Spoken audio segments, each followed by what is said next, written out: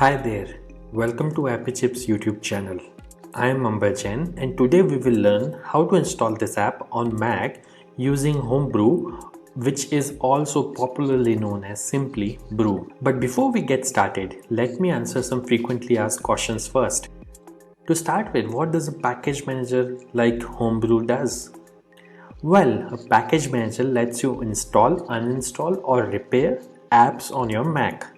A package manager is very similar to App Store on macOS or Microsoft Store on Windows operating systems, except that a package manager uses commands that you type on Mac terminal to install or uninstall different programs. Some of the popular package managers for Mac include Homebrew, Nix, and Macports. And if you are coming from a Linux background, you will feel at home with Homebrew, especially if you have used package managers like apt, pacman, yum, etc. on Linux based operating systems. Next up, is it safe to install the Mac apps via Homebrew? Short answer, yes. In fact, Homebrew is the most popular and thus most widely used package manager on macOS. Moreover, Homebrew is a non-profit member of Software Freedom Conservancy Foundation, also known as SFC Foundation. Many other open source projects like Git, BusyBox, Samba, Wine are all part of this Software Freedom Conservancy organization. Also, you might be surprised to know that Homebrew is the most forked project on GitHub and it has the largest number of contributors on its GitHub repository. Many devs at organizations like Google, Apple, Dropbox, Stripe, etc. use Homebrew to set up different development environments on their MacBooks and iMacs. Next question. Can you use Homebrew to install programs on Apple Silicon or more popularly known as M1 MacBooks? Again, yes. Starting version 3.0 of Brew, Apple Silicon is now supported on Homebrew. In fact, Homebrew also supports programs that are at the moment only supported via Rosetta 2 on Apple Silicon. Now that I have answered your questions on safety and compatibility of Homebrew, let's get to the installation process. Before we can install anything using Brew, we need to install the package manager itself, that is Homebrew, on your Mac. So let's see now how can we install Brew on Mac. Let me open my Mac here. First, you need to press Command and space on your keyboard. This will open Spotlight Search on your Mac. And then you have to type terminal.app. You will see this terminal app. Simply double click on it to open terminal. Let me maximize this terminal window. Now we need to copy paste the command to install Homebrew from the Brew website. So open your web browser and simply go to the website brew.sh. Once you are on the website, you will see this section called Install Homebrew, which has a command that you can simply copy by clicking on this button over here. Once it is copied, you have to go back to terminal, right click, paste. Now that the command is copy paste over onto this terminal, press enter. This will start Brew installation. Now it is prompting me to enter my user's password on Mac. I am going to type the password now, but it won't be visible on your terminal. Once you have entered the password, simply press enter, and if the password is correct, the script will continue. Now it is saying press return to continue the installation.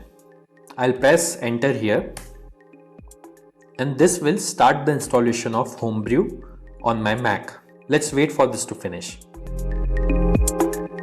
As this message here says, installation successful. So that's it. Brew is successfully installed on your Mac now. Now before we proceed, I would like to highlight that Brew collects anonymous usage data via Google Analytics. As you can see on this page, if you want to opt out, you can simply run this command brew analytics off and press enter, which simply disables the anonymous usage data collection on your Mac. Now let's update the package database locally by pulling the metadata of the latest packages on a local map from the central Brew repository.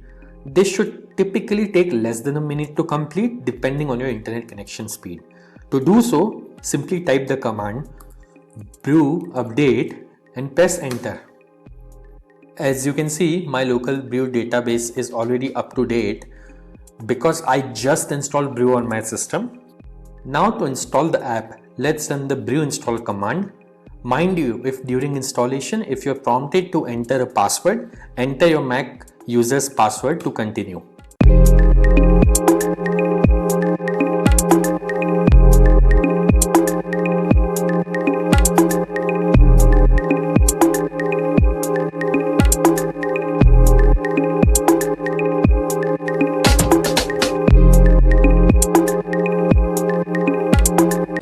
That's it. The installation was successful.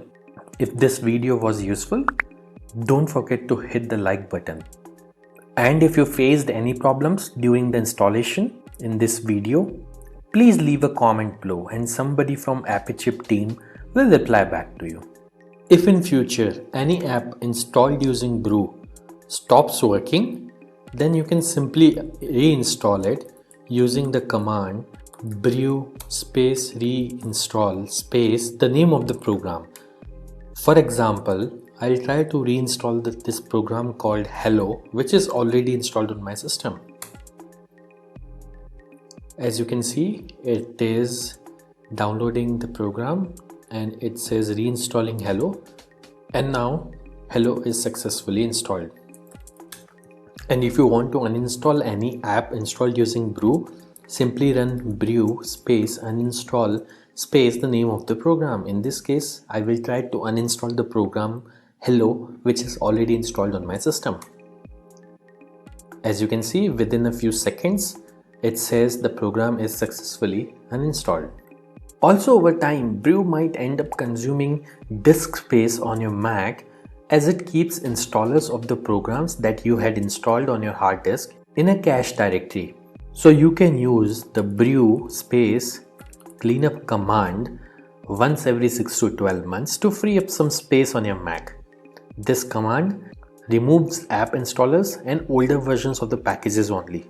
It would not uninstall any of the apps that you have installed. As you can see, Brew cleanup was successfully run on my system. So do subscribe to our channel as we have tutorials for installation of over 9,000 programs on Mac, which will come handy. If you need to install other apps on Mac in future, chances are that we have got it covered already.